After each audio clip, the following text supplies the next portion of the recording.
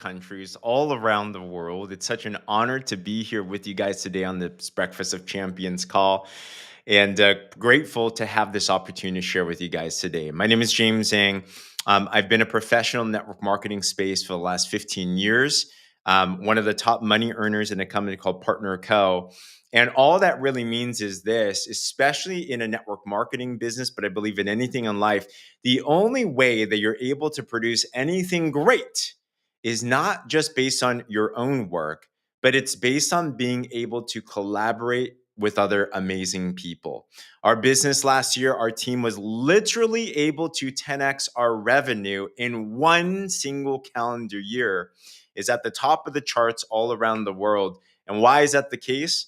Well, it's because of one thing that I've learned as a leadership development tip that I want to share with you today. I truly believe it's one of the X factors that I've been able to learn.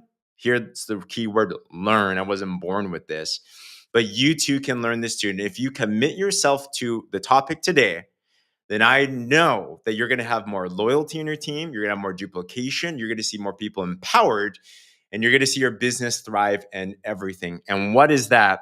The topic of today is this, is to love people into their potential. To love people into their potential.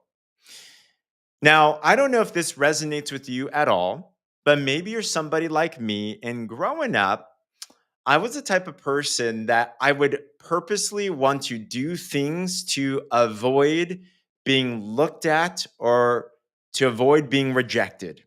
For sake of example, I was brought up with a mindset to not do anything wrong or else I get in trouble. Whether that was in school, I was the type of person that I never wanted to raise my hand because I'd have teachers that if I rose my hand and I'd say something wrong, they might correct me, or maybe there'd be my classmates that would laugh at me. Some of us came from households that had families that never told you anything you did right, but they only told you the things that you did wrong.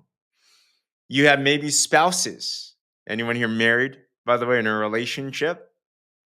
And nagging happens. Maybe that's your mom that nags at you. And they always kind of just like tap at you and nag at you to try to get you to do something. Maybe you've had a boss before or a mentor or a coach that always slapped the wrist and it felt like nothing was ever done wrong. And because of that, I felt always stagnant. And also because of that, that's also how I started my business journey, because I thought that that's the way to lead. I thought I had to rule with an iron fist. I thought I had to be very regimented. I thought I had to always call people out on things that go wrong. And what I realized was this, is that while that got some short-term success, in the long run, I noticed that in my business, it's what's called a revolving door. If you've had a revolving door in your business, meaning people come in and come out, come in and come out, you probably need this message because I needed it. And I started to scratch my head. I'm like, what am I doing wrong? Are people just not serious about their life and their business? They say they want to join, they want to make money, they want to change the world. Here I am, I'm helping them, I'm giving them everything. And why are they not staying? Maybe I'm just the only crazy one. Well, champion, if you've had any of these thoughts today, I want to give you a solution, a skill set that if you embrace will change everything. And what is that? Loving people into their potential. Here's the problem in our world. We are in a love devoid world. We have a culture that's against people. We have leadership structures against people. We have a society that just feels like people are not willing to allow themselves to be vulnerable again. People have been hurt very legitimately. So how do we actually solve this then? And how do we actually lead? Well, I have 3 points for us today on what love actually looks like practically. And you too can take this as well too. It'll change everything. So point number one is this: love is unconditional. Love is unconditional. I'm going to use a business context for this in leadership, but this applies in your relationships. This applies in your parenting. This applies in anything, right? But love is unconditional. And what does that mean? In business, I used to think that for me to be loved more or accepted more, to be favored more, It was all about if I was performing or not, then I was loved on. If we have a culture that is conditional on how we love and treat our people, that is conditional only based on performance. For example, we start to only favor those that are making sales or making money. We start to discount anybody that's only plugging into your calls, your trainings, but maybe they're not the big producer yet. If we have this type of a conditional, only performance driven culture, now I'm not saying don't perform. Of course, we need to have high standards. Of course, we should celebrate and reward those that perform. But if love from a leadership perspective is based only on what someone has produced, or it's only based on how someone treats you, a big issue that I've seen in leadership is that when somebody that you're helping or leading or coaching or mentoring treats you well, then that's when we love them. But if something goes awry, if maybe they have life happen to them, if maybe they're not performing up to standard, or if maybe they had a bad day, then what happens is many times as leaders, we remove our love from them and we actually start to judge. We become critical. And people can feel feelings, right? It's not about what we say, because we can say all the right things, but it challenges on a heart level. How do we actually love our people? Do we only love them when they're performing? Do we only love them when they're the best of behavior? Do we only love them when they're picture perfect, which, by the way, no one's perfect? Or, I want to challenge you on this. Can we have an unconditional love? And what is that? Here's my stance on love. No matter who you are, what you've done, what you've not done, how much money you've made, how much money you haven't made, how you treat me well, or how you spit on me. It does not matter. I love you, period. Why? Because I see you, in my perspective, as a fellow child of God. I cannot not love you because for me, spiritually speaking, I was loved first. Who am I to judge? Who am I to say that you're not worthy of being loved? Just because you're a human being, just because you're a fellow sister, a fellow brother, I just love you. And you can love other people as well too. As a leader, if you have this underlying philosophy that I love you no matter what you've done, then you're going to start to see how people start to open up to you more. Let me use another analogy. Many of us are parents. I'm a new dad. And I learned this a lot just being a dad. And my baby Jaden was born, and Jaden's just pooing and peeing and crying and not doing anything valuable for society currently, right? Except being cute. But you know how I feel as a parent? I just look at my son. I'm like, I love you. No matter what you could do for me or not, I just love you. Parents, we feel this naturally at first. But as we start to grow in relationship with people, as we start to grow in relationship with adult babies ourselves, we start to layer these other things of conditions. Well, only if you treat me a certain way, only if you perform, only if you show up, all of that. As a leader, can your underlying philosophy and perspective of how we view people just be unconditional? Why is this important? People will never raise their standards. People will never feel comfortable and vulnerable to be able to become who they were meant to be if they don't feel like you love them as a fellow human being. If they feel like they have to perform to a certain standard to earn your love, or they have to be a certain way, the reality is we all fall short. We all make mistakes. The moment that they make a mistake, they will feel like they cannot show up anymore. This is when you start to see them not come on to your trainings anymore. This is when you start to see them start to ghost you.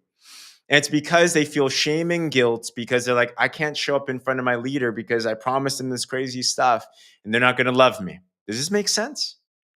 So right away, to love someone into their potential, have a baseline standard and perspective. Just because you're a fellow sister or brother, I love you. I hope when people get to connect with me, they feel that. And I'm a human being. I judge. I have thoughts. I have these things. but I take after them every single day and I do my best to make sure that I start at ground zero every day. And even with those, I've had leaders, guys, that have done the craziest, horrible things to me.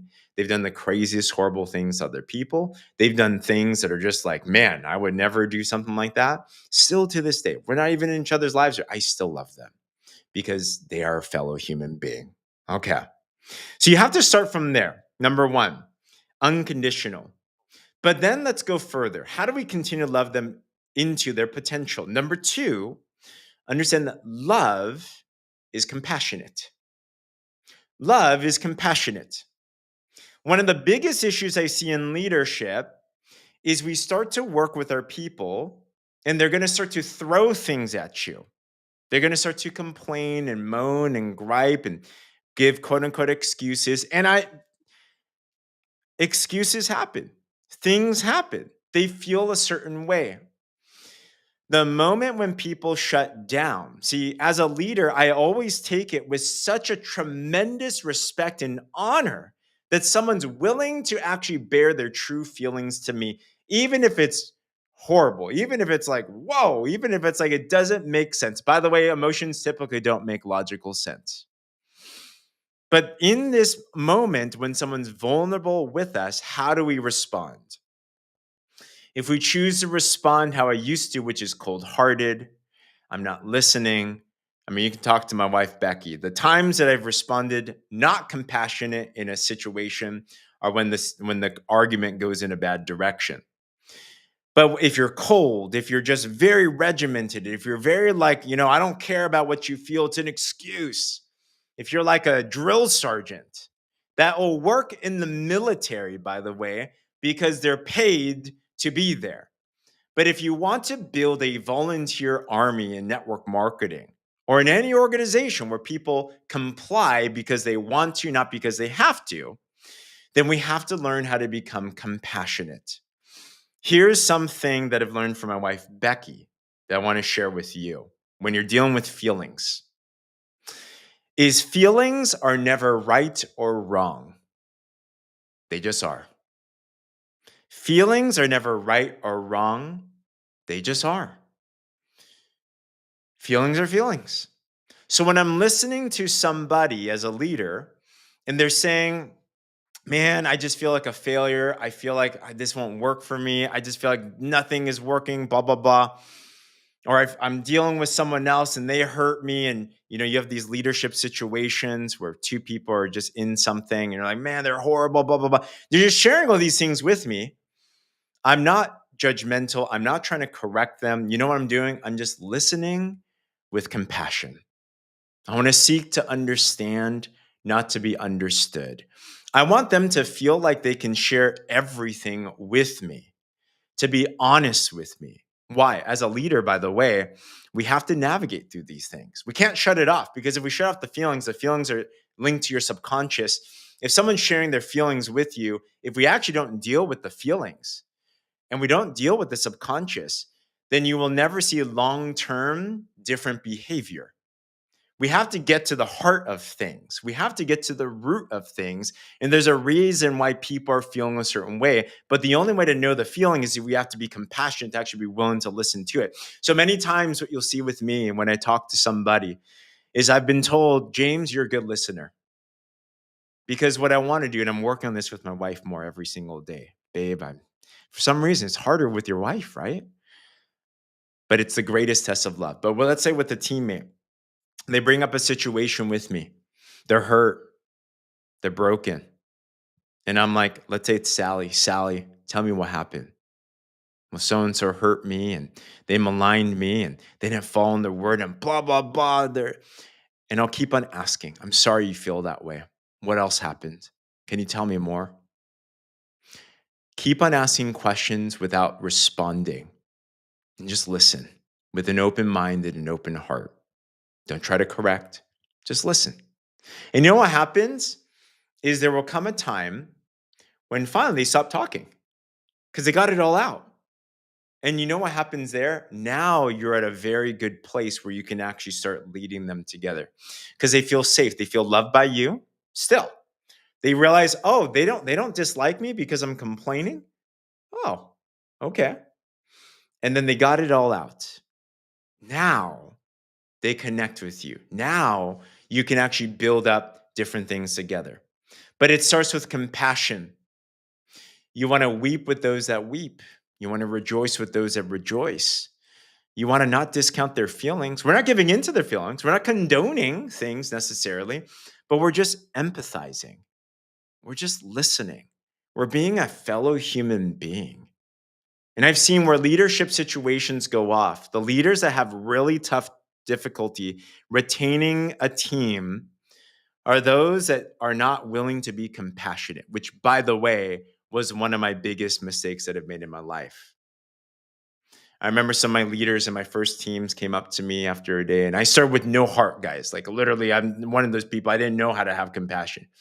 I remember my leaders came up to me, and I was, doing the training, I was doing the thing, I was doing the business, and I was working hard and supporting my team. I remember after a day, one of my leaders came up to me, and I'm so grateful that he spoke life into me. And he confronted me. He's like, James, we like you, but you're just cold. You're just like not connectable. You're not relatable. And at first, my ego went up. I'm like, really? No, what are you talking? I'm doing all this for you. I'm making all these calls. Don't you see it? But that was one day I realized I'm like, it doesn't matter about what I did for somebody. If they're not feeling good, then there's certain reasons for it. I need to humble myself. I need to learn. I need to understand. And that changed the game for me. All right. So, number two is love is compassionate, but we're not going to stay there. How do you continue to love people into their potential? The last point is this: love is challenging. Love is challenging. Love is not, oh, everything's going to be rainbows and butterflies. You're okay just the way that you are, whatever. That's not loving. Let's use a extreme example. This is meant to be triggering. Your friend comes up to you and says, I want to take my life.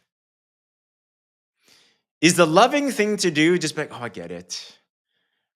I feel for you. Do what you want to do. Is that love? No. That's called being a wuss. That's called being not bold. That's called like the most unloving thing in the world. Love is challenging. Love speaks truth into people out of love with grace, salted with grace. It's not letting people linger in their mess. Love is active.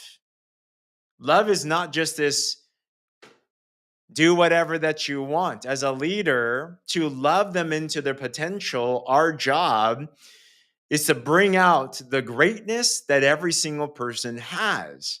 So as I'm talking with Sally through her situation and she feels unconditional love and she feels like I'm compassionate because I'm listening, then I'm going to challenge. Like, Sally, I know this happened, but are you open for some suggestions that can help you become a better leader and build your business more? She'll say, yes. What do I need to do? Well, Sally, I heard as you were going through your situation, what if there's another way to look at this? What if there's another way to actually go for this? And you start then giving them challenges. You start nurturing them into the vision that you see for them. Love doesn't just keep people where they're at. Love calls the greatness out of somebody in a nurturing, graceful way. I'm not beating it on their head. I'm like, don't you see it? No, I'm helping them move forward where they always still feel loved, where they always still feel connected, where they always still feel relevant, but they see that I love them for just me wanting to help them. Love is not selfish, by the way. I'm not coaching them because it's like, oh, James Zane just wants me to make more money for him. Everything is based on them. Everything is based on what's best for them in their life. And by the way, many times that might mean, even I've had conversations, if that means they're not going to be in my network marketing business, that doesn't mean I can't not love them. I want to make sure that they can become the champion they were born and called to be and the best thing for them. But as a coach, as a mentor, as a leader, to actually love someone, I have to call out the truth and the greatness that is possible in there, and I have to challenge them. Are you challenging your people out of love? Are you helping them get to the next level that you believe is possible for them? Are you speaking greatness into them? Are you calling out vision and goals over them? Because if so, then you're being truly loving. And as you do this, you will start to see how your people will start to flourish.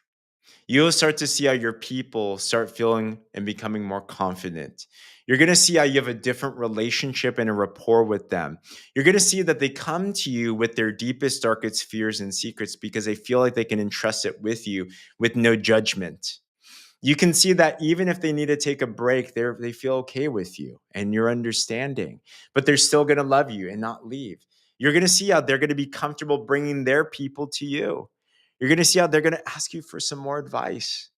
You're going to see how they actually become empowered whenever you encourage them and challenge them to step up to that challenge. Guys, this is one of the greatest secrets that I learned from my greatest mentor. I got a carpenter named Jesus. He loved people into potential. And I had to experience this myself. I ended with this story. If you know my story in network marketing, the first half of our journey, we built a multiple six-figure business. We were heroes. We were great until it wasn't. In 1 year, we lost almost everything. We lost 95% of our business. We were in debt, hundreds of thousands of dollars. I felt like a failure, a fraud, a hypocrite, and everything. And I remember at the bottom of the bottom, the biggest thing that my biggest goal personally was I wanted to make sure that my wife loved me. That's what drove me.